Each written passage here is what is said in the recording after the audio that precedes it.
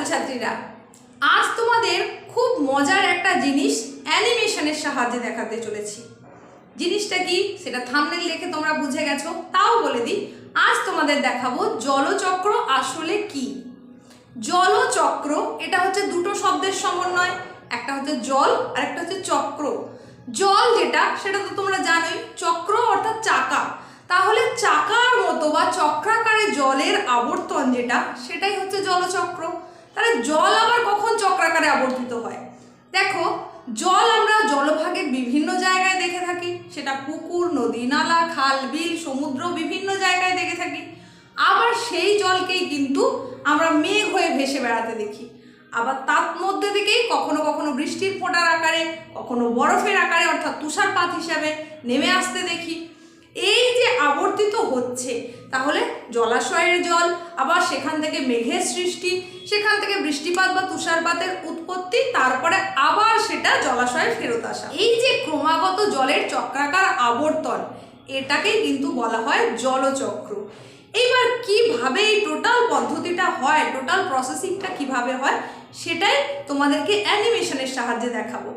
আশা করি তোমাদের ভালো লাগবে, বুঝতে সুবিধে হবে, আর যদি বুঝতে পারো তাহলে সেটা মনে রাখতেও কিন্তু খুবই সুবিধা হবে। অ্যানিমেশনটা দেখার আগে তোমাদের বলি, তুমি যদি চ্যানেলে প্রথমবার ভিজিট করে থাকো, প্রথম এসে থাকো, তাহলে অবশ্যই চ্যানেলটাকে সাবস্ক্রাইব করো আর পাশে থাকা নোটিফিকেশন বেল আইকনটাকে অল করে দাও।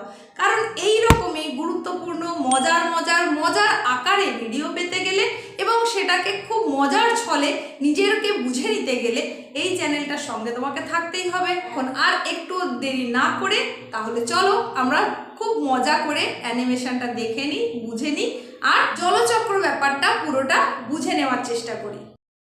এখানে তোমরা কি দেখতে পাচ্ছ না, সূর্য তার আলো প্রদান করছে।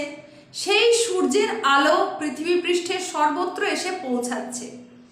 এই সূর্যের আলোর প্রভাবে জলভাগের বা জলাশয়ের জল, সেটা পুকুর, খাল, বিল, নদী, নালা, সাগর, মহাসাগরের সমস্ত জায়গার যে জল, সেটা সেই তাপের কারণে কি হচ্ছে, বাষ্পীভূত হয়ে যাচ্ছে।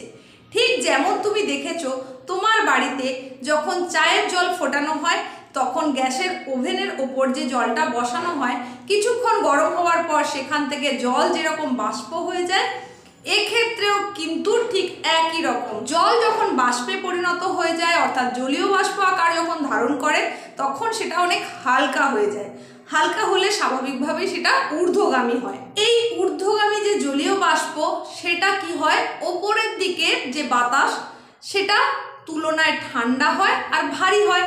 সেই ঠান্ডা আর ভারী বাতাসটার সঙ্গে মিশে যায়। ঊর্ধ্বগামী জলীয় বাষ্পটা ওপরের ঠান্ডা ভারী বাতাসের সঙ্গে যখন মিশে যায়, তখন সেটা ঘনীভূত হয়ে পড়ে। এই ঘনীভূত হওয়ার প্রক্রিয়াটাকে বলা হয় ঘনীভবন প্রক্রিয়া। ঘনীভবন প্রক্রিয়ায় বাতাসে ভাসমান অসংখ্য ধূলিকণাকে আশ্রয় করে এই জলকণাগুলোকে ভেসে বেড়াতে দেখা যায়। তখনই আমরা তাকে বলি মেঘ। মেঘের আকারে ভাসমান জলের কণাগুলো যখন আস্তে আস্তে আকারে বড় হয়ে যায়, একজন আরেকজনের সঙ্গে মিশে গিয়ে যখন আকার বেড়ে যায়, তখন সেটা তুলনায় বাতাসের থেকে অনেক ভারী হয়ে পড়ে আর ভেসে বেড়াতে পারে না। সেই অবস্থায় তখন মাধ্যাকর্ষণ শক্তির টানে নিচের দিকে নেমে আসে। যখন বৃষ্টির ফোঁটার আকারে আসে, জলের আকারে আসে, অর্থাৎ তরল রূপে আসে, তখন তাকে আমরা বলি বৃষ্টিপাত। আর যখন সেটা কঠিন আকারে আসে, অর্থাৎ জমা বরফের আকারে আসে, তখন সেটাকেই আমরা বলি তুষারপাত। তাহলে দেখে নিলে তোমরা জলচক্র জিনিসটা কি, অ্যানিমেশনের মাধ্যমে খুব সহজে তোমাদের দেখানোর চেষ্টা করলাম। আশা করি তোমরা জিনিসটা খুব উপভোগ করেছো, ভালো লেগেছে। যদি তোমার ভালো লেগে থাকে তাহলে অবশ্যই লাইক করে দাও আর তোমার বন্ধুদের মধ্যে প্রচুর পরিমাণে শেয়ার করে দাও। আজকের এই ভিডিওটার মতোই যদি গুরুত্বপূর্ণ মজার ভিডিও পেতে চাও, তাহলে অবশ্যই চ্যানেলটাকে সাবস্ক্রাইব করে দাও আর পাশে থাকা বেল আইকনটাকে অবশ্যই অল করে দাও। ভিডিওটা তোমাদের ঠিক কেমন লেগেছে সেটা অবশ্যই কমেন্ট সেকশনে জানিও। আজকে আর না বাড়িয়ে শেষ করছি এইখানেই, চলে আসছি এইরকমই মজার কিছু সঙ্গে নিয়ে। সবাই ভালো থেকো।